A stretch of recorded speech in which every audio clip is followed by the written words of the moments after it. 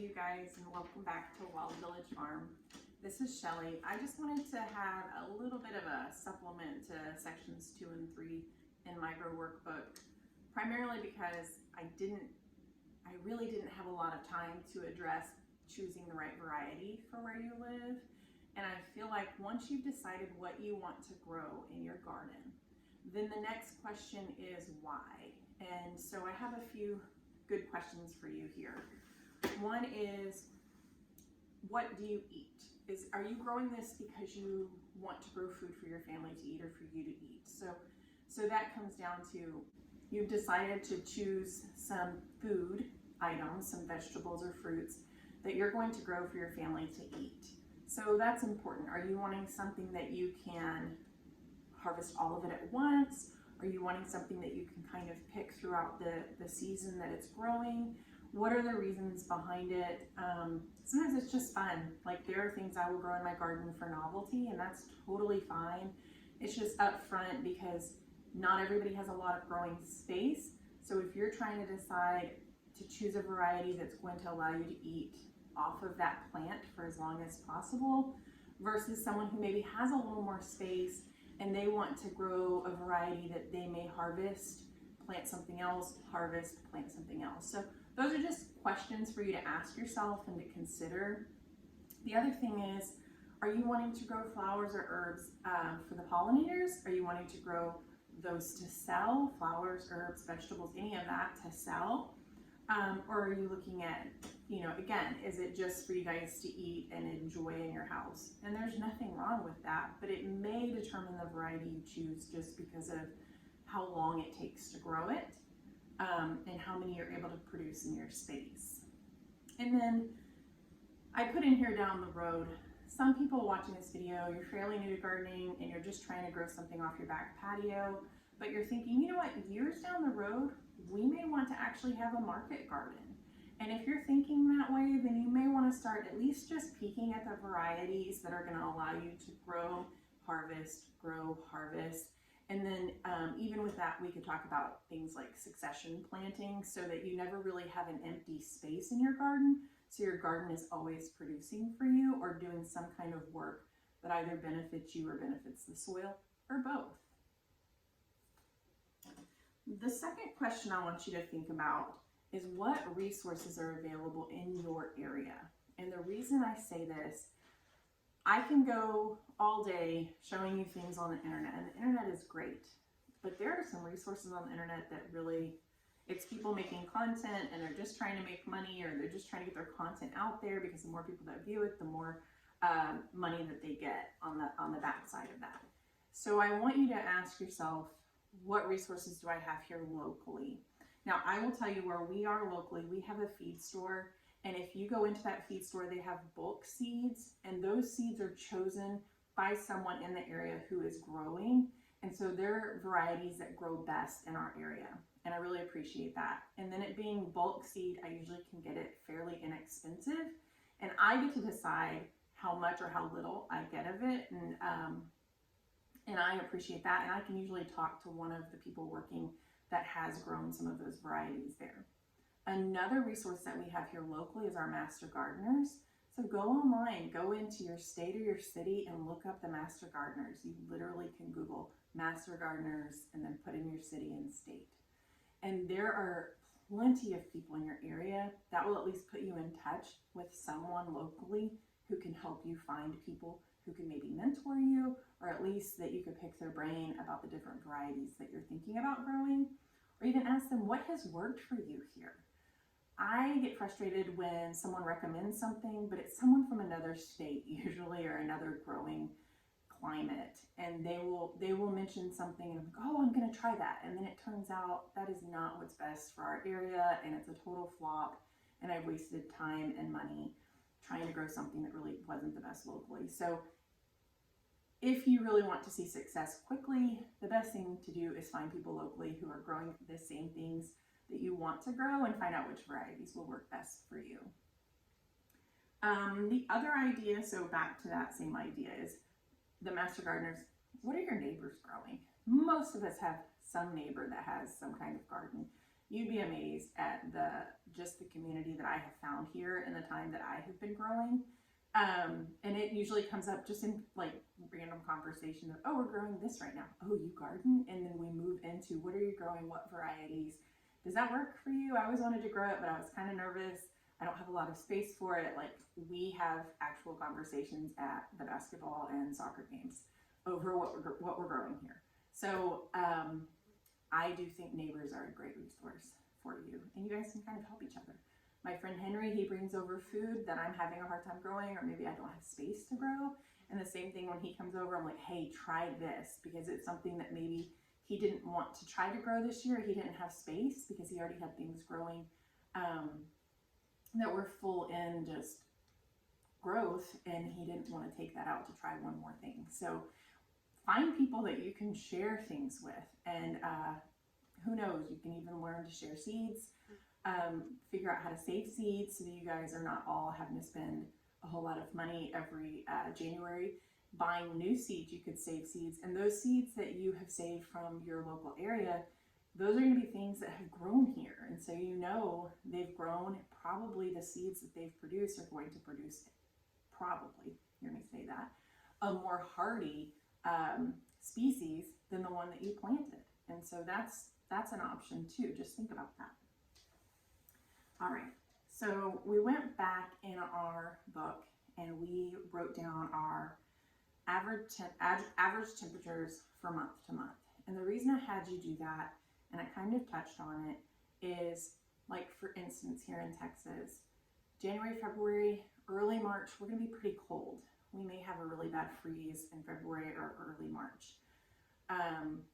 One year, April 1st was Easter Sunday. We had a snow. I mean, things happen. And so that being said, I look at our calendar and think, okay, I'm going to have cold weather. What can I grow? What are cold weather crops or cold loving crops? And I look at those. Some of them will withstand maybe 32, 34 degrees. Some of them 45 degrees. And then some of them, their cutoff is right at 22. And at that point, the plant is done. So knowing what level of extreme temperature your plant can withstand is really important. For us, I can grow brassicas, so things like broccoli, cabbage, Brussels sprouts, cauliflower, and then some of our lettuces like kale, lettuce, spinach, some of them, just depending on how cold it is. Some of them will need a frost cover, just depending. But I know that those are going to be fine late winter, early spring. But as soon as it starts getting really, really hot, those varieties will bolt or go to seed. They'll turn to flowers and then go to seed, because that's that plant's job. And so I have learned the hard way that the best thing for me to do is to look at my broccoli variety.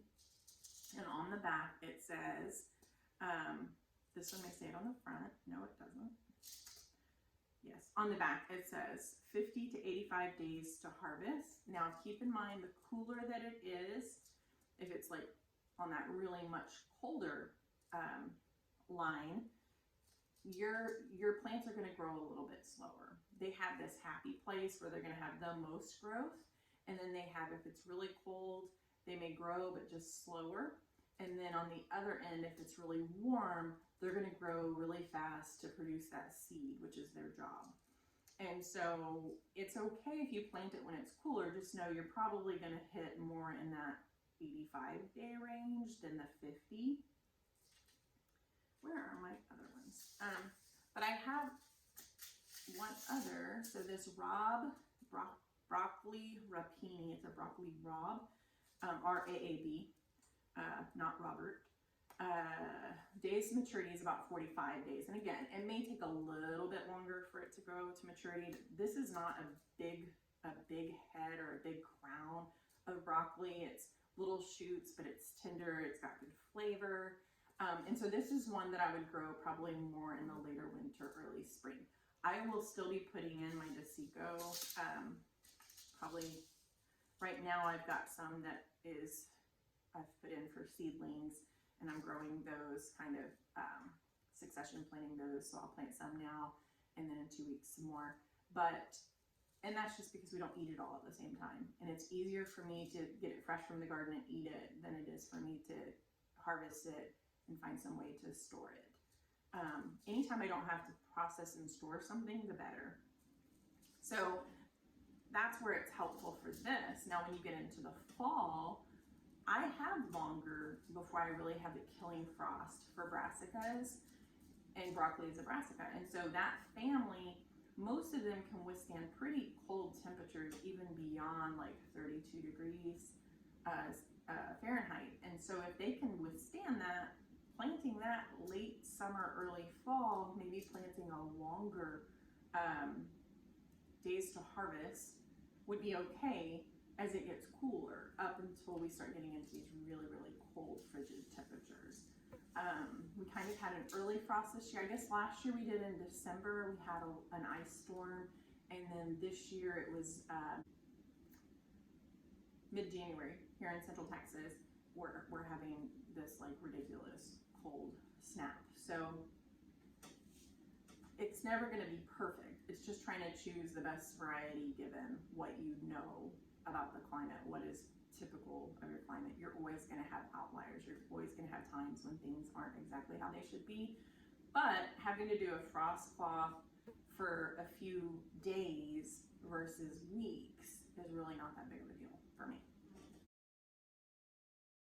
As I'm editing this video, I'm realizing that I babble a lot, but also I'm realizing it may not make sense why I just went through that whole spiel with you on temperatures and varieties. So why does it matter? Where you live, the temperature will dictate how well certain varieties do. And so if you look, I was showing you the back of the seed variety. So look at the back real quick. You can see here 50 to 85 days to harvest.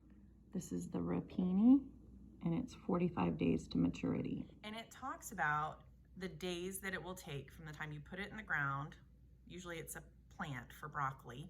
When you put that broccoli plant in the ground, how many days until it produces the vegetable that you're going to eat, okay? So if you don't have a long period of time where that temperature is going to be less than 80 degrees, after 80 degrees, broccoli typically will start to sprout little flowers and turn to seed. That's called bolting.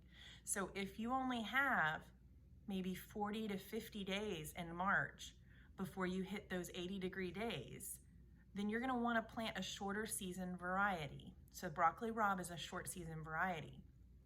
If you have many days of cool weather, and that's what we have in the fall, we have a lot of days at the kind of the end of fall where it's gonna be less than 80 degrees, I would plant a longer season. The broccoli desico, which could take 90 to 100 days to produce that head of broccoli. I hope that helps a little bit. That's why I want you to look at the varieties, and I want you to look at days to harvest, and I want you to look at your temperatures, average temperature per month. This could change, but right now it's that average temperature is gonna help you to pick the right variety. This does not have to be difficult. If you want to just pick something off the shelf, go for it. I'm just trying to help you be successful when you choose that variety for your garden. Have you ever looked at a seed packet and thought, that's all you're gonna tell me?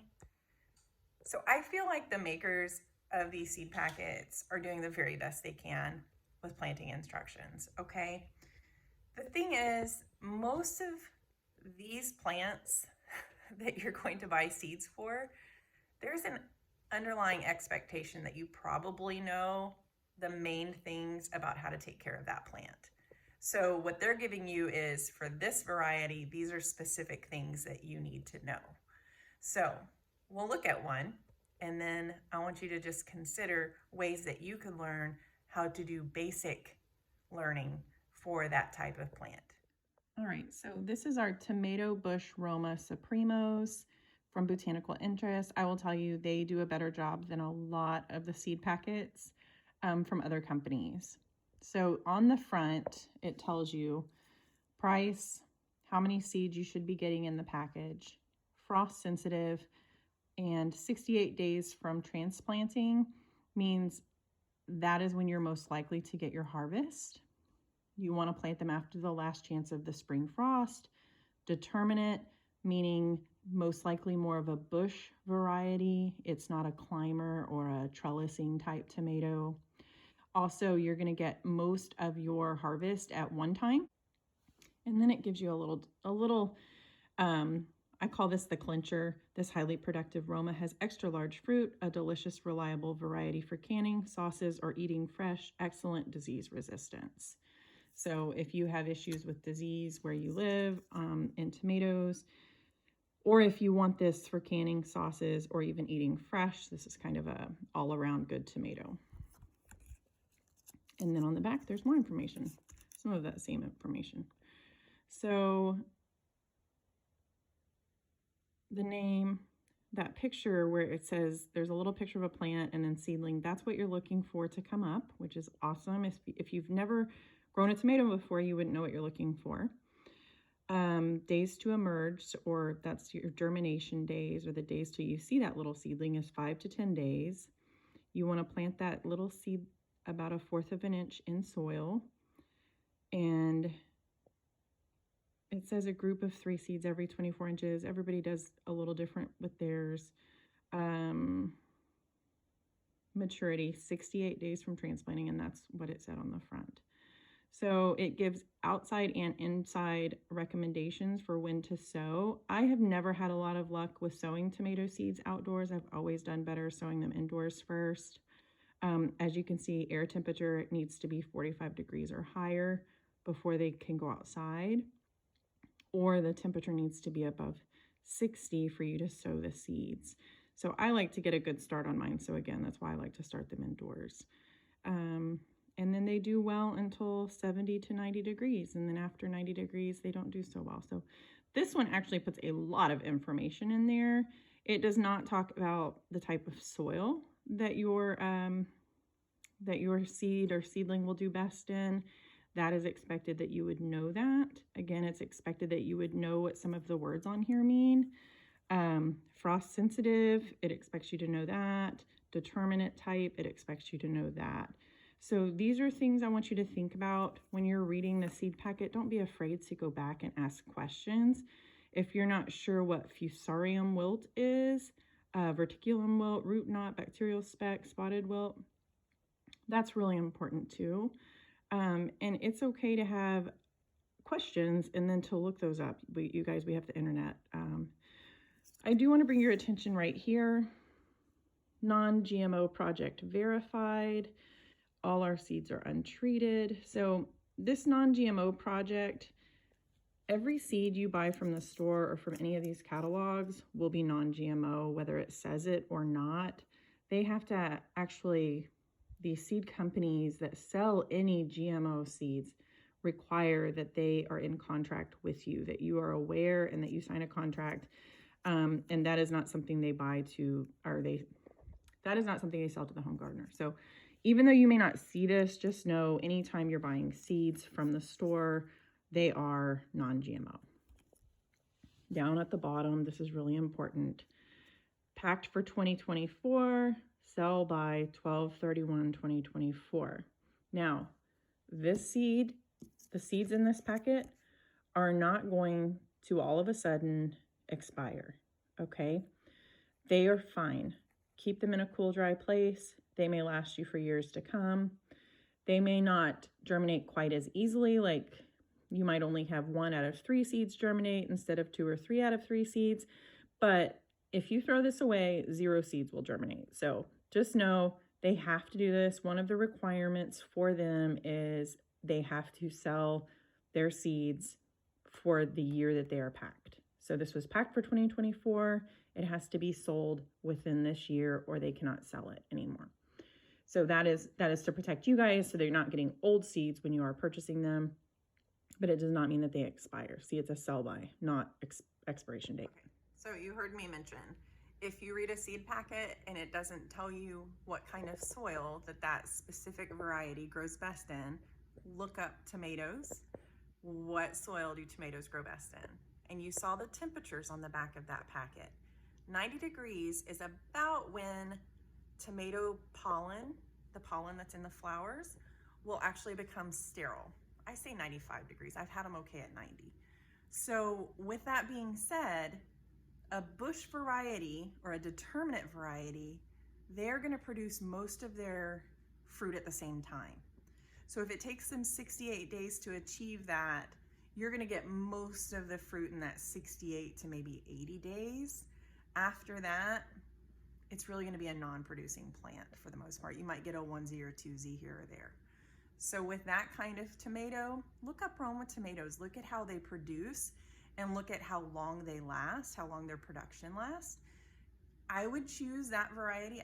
I would start it indoors or buy it from the store and I would plant it early spring after that last frost has hit. Usually about a week or two after that last frost, I'd plant it. And then I would get my harvest, usually early summer, late spring, early summer. And then at that point, that plant's done and I can take it out of my garden and put something else there. So it's gonna help me determine what can go in my garden. But the only way I'm gonna know that is looking it up, looking that type of plant up, Roma tomatoes, and getting as much information as possible. The seed packet actually gave quite a bit of information, but you need to know tomatoes in general, they're heavy feeders. What does that mean? What kind of soil do they grow best in? Even though it's a bush variety, it can get really tall. You actually need a stake for that kind of tomato plant. So what does that look like? So just, there's a little more to it, but start somewhere. You're gonna figure it out as you go. But the more that you know ahead of time, the better prepared you can be for the needs of the plant. I wanted to do one more seed packet with you just to kind of go through the needs of a basil seed. That's something that you can easily direct sow in your garden. And I just want to go through a different company's seed packet so you can look at other types of information. This is from Burpee, it has the name, type. It's an herb, $2.49 for 200 milligrams of seeds. It's got a great picture on the front. On the back, same thing. Great for decorative planting. Ornamental leaf is great in the flower or vegetable bed. Annual. It says sow in average soil in full sun after danger of frost. So there's a lot of information in there. It doesn't have to be perfect soil. It does need full sun and it should not be cold. So the seeds about 6 inches apart, cover with a 1/4 inch of fine soil, firm lightly, keep evenly moist. Seedlings will emerge 7-14 days, harvest when buds begin to form up until frost. So it should keep growing up until frost if you pull all those little flower buds off, okay?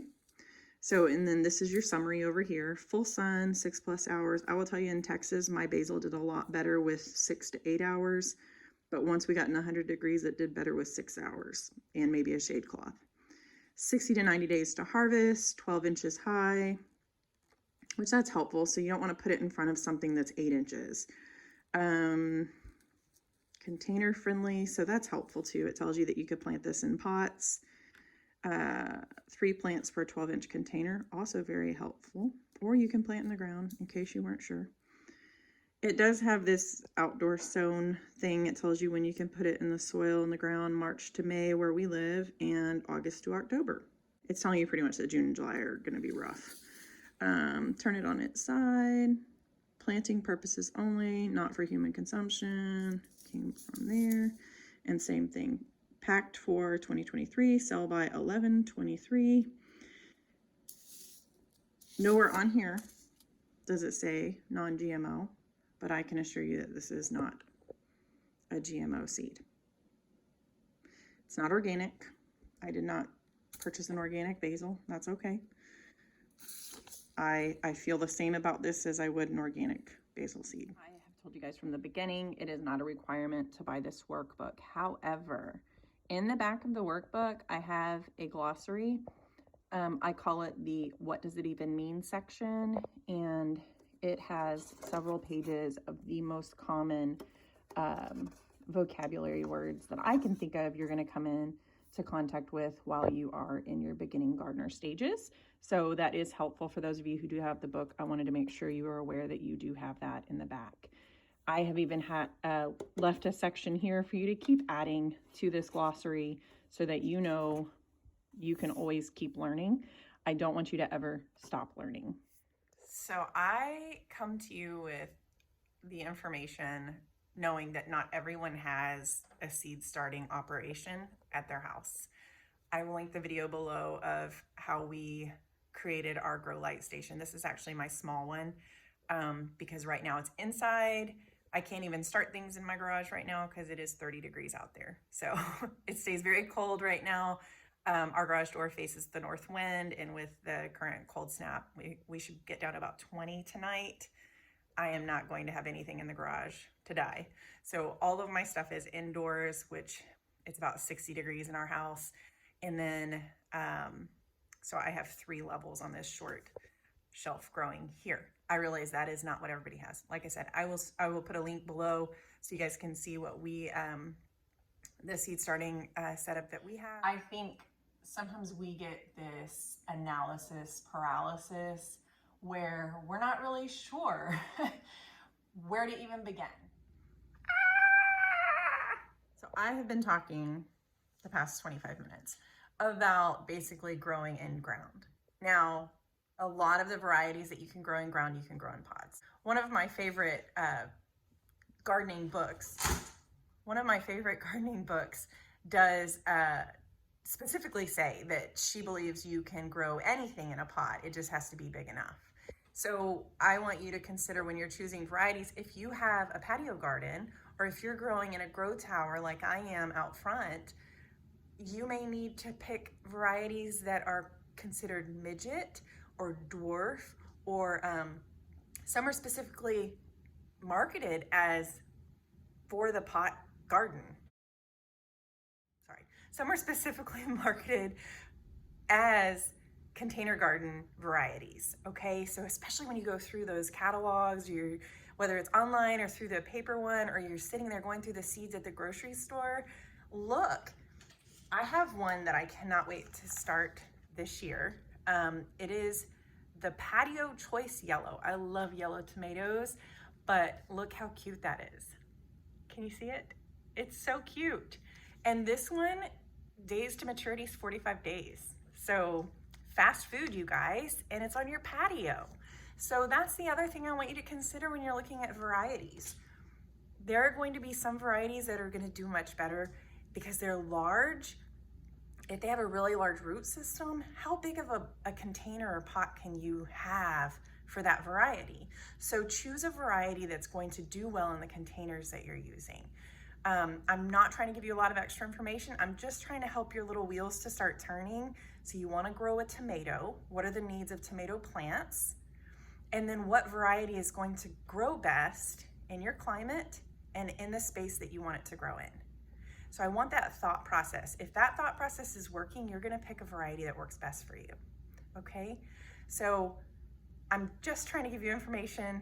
I want to see you succeed. I want to see you fall in love with gardening and realizing how much better the food tastes. I think we've been lied to.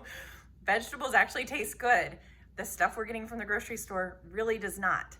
And we're paying a lot of money for it. If you look at the amount of money per weight compared to what other foods we can buy that are not good for us, we're paying a lot of money for something that's subpar when we could grow it. So I want you guys to take that first step. Figure out 5 things. I will scream it from the rooftops. Pick 5 things. Choose your 5 things you want to grow for this growing season coming up. And then start to whittle it down to what varieties. Pick 1 or 2 varieties of that thing that you're going to grow. Figure out where it's going to go, what type of soil it needs, how much sun it needs, how much water it needs. Those are the things I want you to work on right now. If you go online to most seed companies, so there's Johnny Seeds, there's Botanical Interest, there's Territorial Seed Company, there's Seed Savers, there's Harris Seed Company, you will get a catalog. You can actually register to get a catalog from them, and they will send it to your home address. This has been the favorite for me that I've ever had. It's from Botanical Interest, which was recently acquired by Epic Gardening, Kevin. If you've ever watched his shows on YouTube, he does a fantastic job of just sharing information, creating content for new gardeners and experienced gardeners alike. This is a catalog, but it also is a little bit of a magazine, and as you go through, he, of course, writes a beautiful note. But you guys, there's so many tips and there's information, and you get to see pictures of what the leaves will look like. And I just really, really appreciate this, being able to kind of compare. And there's overall topics on beans, and then it goes through each of the bush beans. You'll see that they are a lot like the seed packets. It'll say 58 days. There is a key at the bottom of the page here that tells you what H means. H is an heirloom variety, so you can go up here. Heirloom variety, 58 days. What does DR mean? Come back down here. Disease resistance. So they've had to fit a lot more information into a teeny tiny spot, but you still get a good amount of information. And then they've got conventional, which is the non-organic, and the organic version. And so just look at that. It tells you about how many seeds come in a packet and the price per packet. So I won't go through the whole book for you, but I have just been devouring this catalog in this cold weather and just appreciating the information that they've given us. Also on most pages, you'll see a QR code where you can go in and get even more information. And that's one way to know this is good information. These guys do a really great job. I know they've got multiple writers working for them and making sure that the information they have is good. I appreciate things like this because when I'm buying a carrot, I can't really picture based on the picture of one specific kind how big it's going to be, but this gives me an idea. They have inches on the side, which one's bigger, which one's shorter. I just really love this. So you guys, if you're going to order one catalog this year, I recommend ordering this one. You can get on the Botanical Interest website too and get information like this if you don't want paper copies at home. I love real books and I love real catalogs and I love devouring this information. So that's just one little tidbit of advice for those of you trying to figure stuff out right now. All right, I'm wrapping it up. This was supposed to be a 10-minute video. I apologize for being 30 minutes. Thank you for joining me today. I hope this has been helpful. What I want more than anything, guys, interact with this. Put some comments down there for us to address, things that we can talk to you about. If you have a favorite variety of something, please, please, please share it with us and where you're from. It doesn't have to be exact city and state, just maybe like middle of Arizona, wherever. But just kind of let us know so that we have an idea of what your climate is and what grows well for you, but things that you love. I always love sharing things that I love with other people, and I hope that you would do the same. Thank you for joining me today. We will be continuing to get videos out for My Grow Workbook and giving you guys as much information as possible. If you have questions, if I went too fast or something, if you want something explained better, again, put it in the comments. I'd love to have a discussion with you, and I'd love to know what you guys are thinking and what's making sense and what isn't.